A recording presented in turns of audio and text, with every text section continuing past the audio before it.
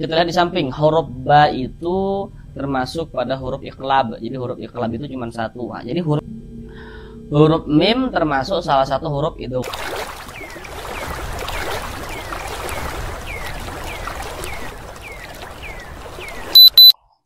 Assalamualaikum warahmatullahi wabarakatuh. Apakah Bapak dan Ibu, saudara semuanya masih belum lancar di dalam membaca Al-Quran? Kemudian masih belum memahami ilmu tajwid? Silahkan simak video ini hingga akhir. Insya Allah setelah menyimak video pembelajaran yang kami buat ini, insya Allah Bapak dan Ibu saudara semuanya dapat langsung bisa dengan mudah dalam memahami ilmu tajwid Al-Quran. Karena nanti untuk tajwidnya itu akan kami jelaskan dengan pelan-pelan.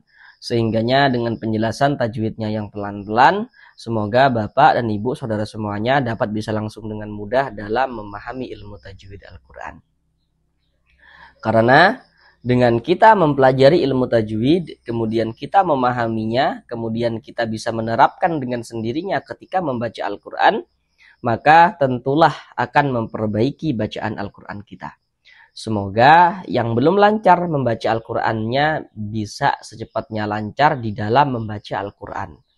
Selanjutnya kami selalu mendoakan semoga Bapak dan Ibu saudara semuanya diberikan kemudahan oleh Allah Subhanahu wa Ta'ala dalam berusaha untuk memahami ilmu tajwid ya, guna untuk memperbaiki bacaan Al-Qurannya. Semoga diberikan kemudahan dalam berusaha untuk melancarkan bacaan Al-Qurannya. Selanjutnya juga kami selalu mendoakan semoga Bapak dan Ibu saudara semuanya senantiasa diberikan kesehatan oleh Allah Subhanahu wa Ta'ala.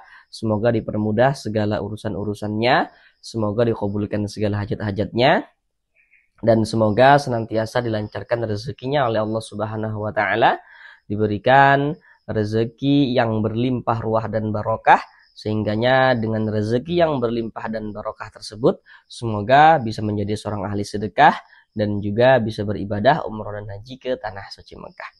Amin amin ya rabbal alamin.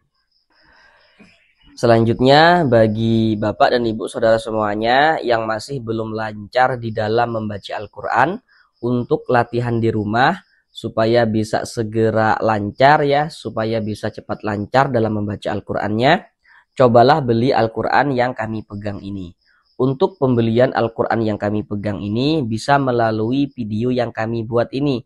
Karena produk pembeliannya sudah kami cantumkan di dalam video ini. Nah, ini kami menyarankan, sama sekali kami tidak ada dibayar ya. Ini kami menyarankan karena kami sudah membeli Al-Qurannya. Dan kami lihat Al-Quran ini sangat bagus sekali untuk latihan di rumah bagi yang belum lancar dalam membaca Al-Quran supaya bisa segera lancar. Mengapa kami katakan bagus sekali? Karena di bawah tulisan Arabnya daripada Al-Quran yang kami pegang ini telah dilengkapi dengan dua tulisan Latin. Jadi nanti ketika kita membaca Al-Quran, kita baca dulu kan tulisan Arabnya. Kemudian ketika kita menemukan kendala yang menyebabkan kita terbata-bata dalam membaca tulisan Arabnya, kita baca tulisan Latinnya, kita baca lagi tulisan Arabnya. Nah, dengan kita rajin-rajin latihan semacam itu, insya Allah akan lebih mempercepat agar bisa segera lancar di dalam membaca Al-Quran.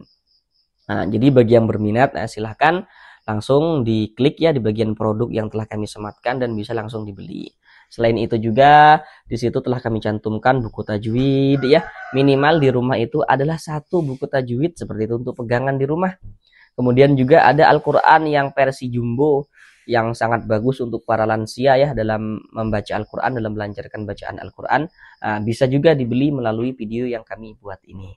Baik, tanpa perlu berlama-lama langsung kita mulai belajar mengaji Al-Qurannya. Kita lanjutkan kembali belajar mengaji Al-Quran dengan penjelasan tajwidnya yang akan kami jelaskan dengan pelan-pelan untuk memperbaiki, untuk melancarkan bacaan Al-Quran daripada Bapak dan Ibu saudara semuanya. Sekarang ini kita masih melanjutkan kembali pada surah Ali Imran ayat yang ke-39. Karena kemarin pada surah Ali Imran ayat yang ke-39 ini kita bagi menjadi dua bagian. supaya durasi videonya tidak terlalu lama. Karena di sini kami berusaha menjelaskan tajwidnya itu dengan pelan-pelan, jadi harapannya semoga bisa langsung dipahami dengan mudah ilmu tajwidnya, seperti itu. Sekarang ini kita masuk pada bagian yang kedua atau bagian yang terakhir daripada surah Ali Imran ayat yang ke-39 ini. Pada bagian yang kedua atau bagian yang terakhir ini kita akan belajar dari sini. Dari sini sampai selesai sini. Sekarang marilah kita baca bersama-sama terlebih dahulu dengan pelan-pelan ya. Namun seperti biasa kami selalu menyarankan kepada Bapak dan Ibu saudara semuanya, setelah menyimak video pembelajaran yang kami buat ini ya, maka bacalah juga secara full surah Ali Imran ayat yang ke-39 tadi itu. Nah, dikarenakan ini yang akan kita pelajari, mari kita baca bersama-sama terlebih dahulu dengan pelan-pelan, baru setelahnya akan kami jelaskan tajwidnya dengan pelan-pelan.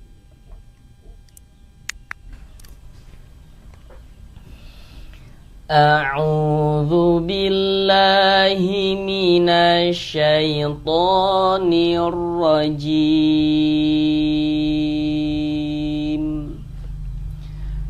Bismillahirrahmanirrahim. Musaddiqan bikalimatin minallahi wa sayyidan wa hasuran wa nabiyyam minas solihin.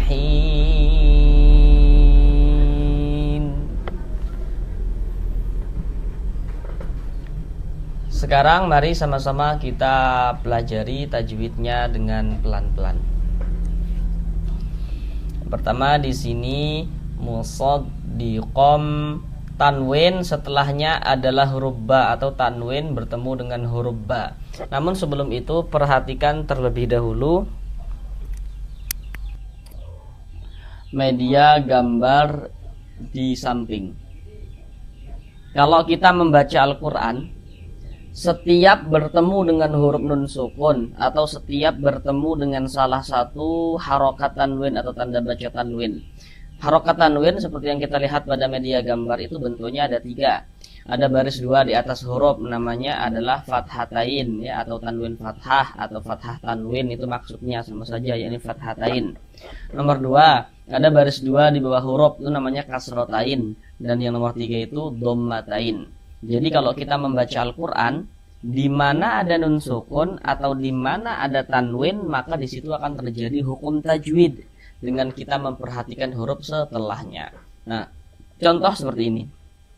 Di sini ada salah satu tanda baca tanwin, salah satu harokat tanwin, yakni baris 2 di atas huruf fathatain. Setelah berarti di sini terjadi hukum tajwid. Setelahnya di sini huruf ba. Nah, huruf ba ini yang harus kita ketahui supaya kita bisa menentukan hukum tajwidnya. Kita lihat di samping, huruf ba itu termasuk pada huruf iqlab. Jadi huruf iqlab itu cuma 1. Nah, jadi hurufnya itu harus diingat. Jadi nanti kalau ada nun sukun atau tanwin bertemu dengan huruf ba, kita langsung paham, oh itu hukumnya iqlab, seperti itu. Nah, cara membaca iqlab itu dengan cara merubah menjadi huruf mim, kemudian didengungkan, digunahkan. Makanya di sini kan ada huruf mim kecil, ya, mim kecil nih. Ini kita baca kom, jangan dibaca kon, tapi dibaca kom. Musaddiqom, nah seperti itu. Kemudian bagian komnya itu suaranya itu kita tahan ya, kita panjangkan sejenak. Musaddiqom bikalimatim, seperti itu. Ketika mengucapkan kom itu bibir kita agak rapat, tapi jangan ditekan ya, jangan ditekan. Nah, rapatkan saja, nggak perlu ditekan. Nah, tempelkan saja seperti itu. Nah, kita panjangkan dari kom itu, kita tahan ya, kita panjangkan sebentar sepanjang 2 harokat, kita gunahkan atau kita dengungkan. Kom bikalimatim. Di sini ada tanwin lagi. Nah, ada salah satu tanda baca tanwin baris 2 di bawah huruf. Ini namanya adalah kasrotain. Nah, berarti terjadi hukum tajwid lagi. Untuk menentukan hukum tajwidnya, perhatikan huruf setelahnya. Ini tanwin, setelahnya sebelah sininya nih. Nah, ini yang diperhatikan. Tanwin sebelah sininya huruf mim. Nah, huruf mim ini huruf apa? Itu yang harus kita ketahui supaya kita bisa menentukan hukum tajwidnya. Huruf mim termasuk salah satu huruf idgham bi gunnah. Nah, jadi huruf-huruf idgham bi gunnah itu harus dihafal supaya kita bisa menguasai hukum idgham bi gunnah. Jadi kalau kita sudah hafal hurufnya, pasti nanti kita akan tahu kalau kita membaca Al-Quran ada nun sukun atau ada tanwin bertemu dengan salah satu daripada 4 huruf yang di samping itu, maka hukumnya kita langsung tahu, oh ini hukumnya idgham bi gunnah. Nah, nanti dikecualikan ya pada izhar mutlak.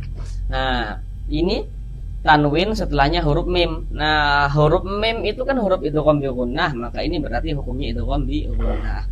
Cara membacanya itu dengan cara memasukkan, kemudian disertai dengan gunnah.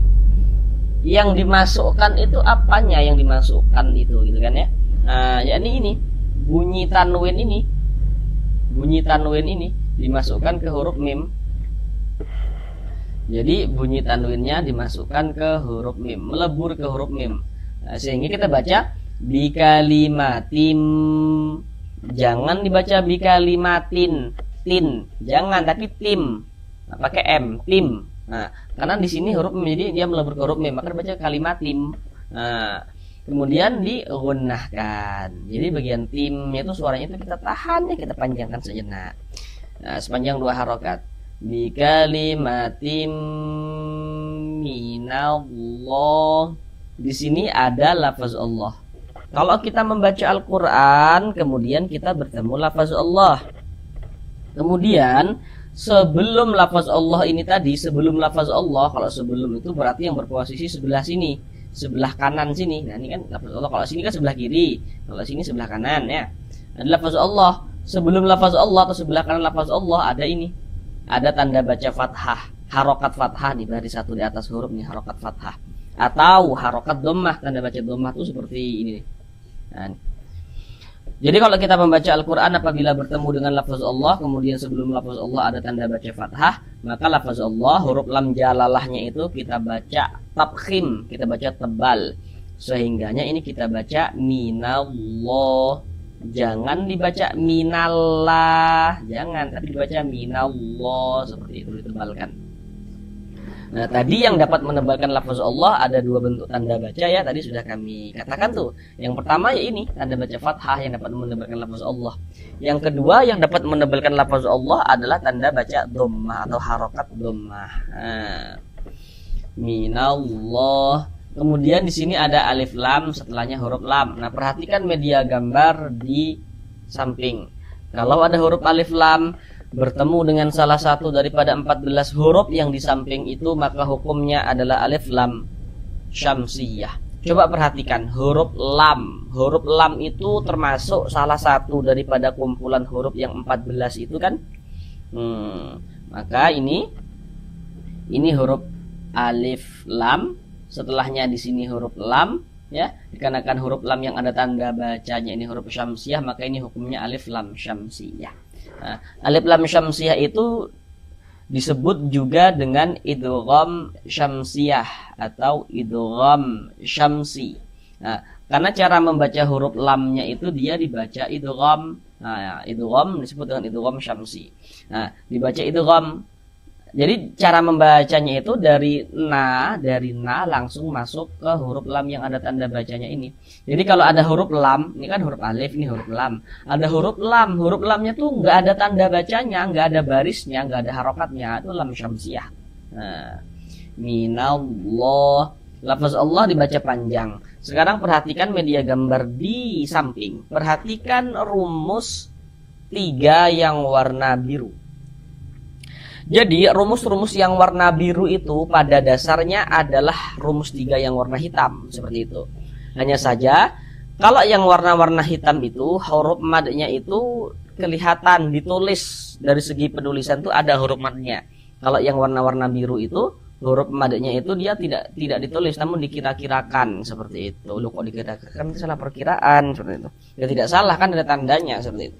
Perhatikan dulu rumus 3 yang warna biru. Nah, cara mudahnya seperti ini. Kalau kita membaca Al-Quran, apabila bertemu dengan huruf, di atas huruf tersebut ada tanda seperti ini. Ada tanda harokat fathah, tapi dia bentuknya berdiri seperti ini. harokat fathah itu kan dia seperti ini kan. Nah, tapi kalau harokat fathah bentuknya berdiri seperti ini ya, berbentuk alif kecil seperti ini, nah ini menandakan huruf itu kalau di atasnya ada tanda seperti ini dibaca panjang. Nah, sehingganya lafaz Allah ini kita baca panjang. Nah, tadi kan kami katakan, nah ini mad tabi'i ya, mad tabi'i panjangnya 2 harokat. Tadi kan kami katakan rumus 1 yang warna hitam itu pada dasarnya rumus 3 yang warna biru itu pada dasarnya adalah rumus 3 yang warna hitam. Nah, karena yang warna biru itu pada dasarnya yang warna hitam. Nah, jadi ini kan tadi letaknya itu di rumus 3 yang warna biru kan. Nah, maka berarti di sini dapat kita kira-kirakan, yakni ada alif yang sebelumnya harokat fathah. Nah, dapat dikira-kirakan seperti yang warna biru. Karena yang dikira-kirakan seperti yang warna hitam, mohon maaf, dikira-kirakan seperti yang warna hitam. Karena yang warna-warna biru itu, nah, supaya lebih mudah untuk dipahami, pada dasarnya adalah jelmaan dari yang warna hitam. Nah, seperti itu. Jadi yang warna biru itu pada dasarnya yang warna hitam, seperti itu. Nah, jadi kalau ada harokat fathah berdiri berbentuk alif kecil seperti ini pada mad tabi'i, maka itu dapat kita kira-kirakan bahwasanya di situ ada alif yang sebelumnya harokat fathah, dan yang memiliki harokat fathah adalah huruf lam. Karena kan huruf lam ini yang dibaca panjang. Nah, seperti yang rumus 3 yang warna hitam begitu. Duh, kalau masih bingung, belum paham ya itu jangan dipikirkan terlebih dahulu. Yang terpenting kita paham dulu. Oh, huruf itu kalau di atasnya ada tanda seperti ini dibaca panjang. Nah, gitu aja dulu gitu dah. Mad tabi'i panjang 2 harokat. Minallahi wa sayyidaw. Huruf ya bertasydid yang dia itu bukan idgham bi gunnah. Aduh, belum tahu nih Ustaz, idgham bi gunnah tuh yang bagaimana ya gitu kan ya. Belum paham gitu kan. Belum sampai di situ gitu. Nah, jadi gini. Kalau ada huruf ya bertasydid, di sininya nih, ini ya bertasydid, sebelah kanan ya bertasydid di sini, enggak ada nun sukun di sini, enggak ada tanwin di sini. Nah, maka berarti huruf ya bertasydidnya ini kita naber. Nah, naber itu tekanan pada huruf-huruf tertentu sehingganya intonasi suara kita itu sedikit lebih tinggi dibandingkan dengan huruf-huruf di sampingnya. Nah, kita tekan wasayyidau, ditekan wasayyidau wa hasu. Kemudian su dibaca panjang. Nah, sekarang mohon maaf ada yang ketinggalan di sini. Di sini ada tanwin, setelahnya huruf waw. Nah, di sini ada tanwin, maka di sini terjadi lagi hukum tajwid. Nah, tanwin setelahnya huruf waw. Nah, huruf waw ini huruf apa? Harus kita ketahui. Nah, tadi kalau misalkan hurufnya sudah dihafal, pasti sudah tahu huruf waw ini huruf apa, seperti itu. Kita lihat huruf waw termasuk salah satu huruf idgham bi gunnah.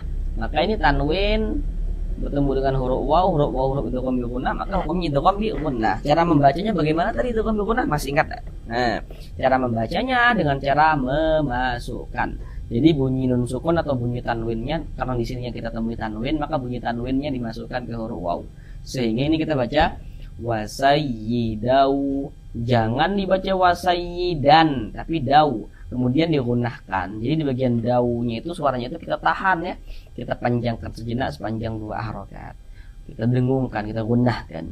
Wasayyidau wa hasu. Su dibaca panjang. Kenapa kok su dibaca panjang? Apa tanda panjangnya? Bagaimana cara kita mengetahuinya? Begitu. Perhatikan rumus 2 yang warna hitam. Cara membaca rumus 2 yang warna hitam itu, kalau kita membaca Al-Quran rumus 2 warna hitam, apabila bertemu dengan huruf waw sukun, huruf sukun atau huruf mati atau huruf sakinah, itu maksudnya sama saja. Jadi kalau ada huruf waw sukun, sebelum waw sukun ada harokat dhammah tuh di rumus 2 yang warna hitam, ada harokat dhammah atau tanda baca dhammah. Kemudian di bawah tanda baca dhammah itu di situ ada titik-titik tuh. Nah, titik-titik di sana tuh letaknya huruf yang dibaca panjang. Jadi kalau kita runtut cara membacanya itu, cara kita memahaminya, yakni apabila ada huruf waw sukun, sebelum waw sukun ada huruf yang memiliki harokat dhammah, maka huruf yang memiliki harokat dhammah dibaca panjang. Nah, begitu cara membaca rumus 2 warna hitam. Nah, kemudian contoh dalam bacaan Al-Quran. Nah, seperti ini. Ada huruf waw, ada tanda sukun. Sebelum waw sukun ada ini, ada harokat dhammah. Ini namanya harokat dhammah atau tanda baca dhammah. Ada waw sukun atau waw mati, sebelumnya ada harokat dhammah nih, tanda baca dhammah nih. Maka huruf yang memiliki harokat dhammah kita baca panjang. Sehingganya su kita baca panjang. Madu tabi'i panjang 2 harokat. Wahalsu raw huruf ra memiliki harokat fathatain atau fathah begitu. Maka ini huruf ra ini kalau dia memiliki tanda baca baris 2 di atas seperti ini, atau misalnya baris 1 atau baris 2 begitu ya, fathah atau fathatain, maka huruf ra dibaca tafkhim, dibaca tebal, sehingga pangkal lidah kita naik terangkat ke atas ketika kita mengucapkan. Kita tebalkan huruf ra-nya. Wa hasu rawa nabiyam. Tanwin setelahnya huruf waw. Untuk di sini media gambar tidak kami tampilkan lagi, karena penjelasannya sama dengan yang telah kita temui tadi itu, supaya kita juga langsung bisa paham, sadar gitu. Oh, ini tadi hukumnya ini ya, kayak gitu. Tanpa bantuan media gambar. Coba perhatikan ini. Ini tanwin, setelahnya huruf waw. Ini tanwin, setelahnya ini tanwin, setelahnya huruf waw. Ini tanwin, setelahnya huruf waw. Ini tanwin, setelahnya huruf waw. Sama hukumnya. Idgham bi gunnah. Maka ini kita baca raw. Di bagian rawnya itu suaranya itu kita tahan nih, kita panjangkan sebentar. Kita gunnahkan sepanjang 2 harokat. Rawa nabiyam. Huruf ya bertasydid. Apa tadi? Yang di sini huruf ya bertasydid. Di sininya nih tidak ada nun sukun ya, tidak ada tanwin di sebelah sininya nih, sebelah kanannya bertasydidnya ini.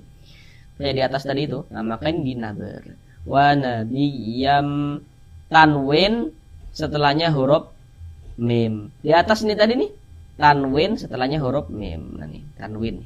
Ini tanwin juga nih, baris 2 nih. Setelahnya huruf mim. Nah, masih nggak ada. Huruf mim huruf apa ini? Jadi di sini media gambar tidak kami tampilkan lagi supaya kita langsung latihan gitu kan, tanpa bantuan media gambar. Huruf mim termasuk salah satu huruf idgham bi gunnah. Kan tadi itu. Nah, tadi kan huruf idgham bi gunnah ada 4. Sudah dihafal ya tadi huruf-hurufnya? Ya, waw, mim, nun. Nah, maka ini kita gunnahkan, kita masukkan, kita gunnahkan. Bunyi tanwinnya dimasukkan ke huruf mim. Wa nabiyam gitu. Yam, di bagian yamnya itu suaranya itu kita tahan, kita panjangkan saja. Nah, sepanjang 2 harokat. Wa nabiyam minas solihin. Ada alif lam setelahnya huruf shad. Harusnya di sini Bapak dan Ibu saudara semuanya sudah tahu apa hukumnya ini. Hanya dengan memperhatikan huruf lam yang tidak ada tanda bacanya ini. Perhatikan lagi media gambarnya. Huruf shad termasuk salah satu huruf syamsiah yang 14 itu. Huruf shad. Coba perhatikan, cari huruf shad. Ada kan? Termasuk huruf syamsiah yang 14 kan? Nah, maka ini alif lam bertemu dengan huruf shad, dikarenakan huruf shad huruf syamsiah, maka ini hukumnya alif lam bertemu dengan huruf shad huruf syamsiah, maka ini hukumnya alif lam syamsiah. Atau idgham syamsiah atau idgham syamsi. Nah, sama saja maksudnya. Minas solihin. So dibaca panjang. Nah, untuk di sini media gambar juga tidak kami tampilkan lagi ya, karena pasti sudah tahu tanda panjangnya apa. Ya, karena di atas huruf shad ada ini harakat fathah berdiri yang berbentuk alif kecil seperti ini. Sehingga shad dibaca panjang, madu tabi'i panjang 2 harakat. Minas solihin. Hin dibaca panjang. Ini namanya adalah mad arid lisukun. Namun pada awalnya itu namanya adalah mad tabi'i. Kenapa kok bisa menjadi mad arid lisukun? Sekarang perhatikan rumus 1 warna hitam. Cara membaca rumus 1 yang warna hitam, di situ kan dapat kita lihat tuh ada huruf ya sukun atau huruf ya mati. Sebelum huruf ya sukun ada harokat kasroh kan di rumus 1 yang warna hitam. Kemudian di atas harokat kasroh di situ ada titik-titik kan. Nah, titik-titik di sana itu letaknya huruf yang dibaca panjang. Jadi kalau kita pahami secara keseluruhan, maka cara membaca rumus 1 yang warna hitam yakni apabila ada huruf ya sukun, sebelum ya sukun ada huruf yang memiliki harokat kasroh, maka huruf yang memiliki harokat kasrah dibaca panjang. Ada huruf ya sukun sebelumnya harokat kasrah, maka huruf yang memiliki harokat kasrah dibaca panjang. Nah, begitu cara membaca rumus 1 yang warna hitam. Rumus 1 warna hitam. Contoh dalam bacaan seperti ini. Ada huruf ya sukun, ada huruf ya, ada tanda sukun. Sebelumnya ada ini nih, ada harokat kasrah nih, baris 1 di bawah huruf.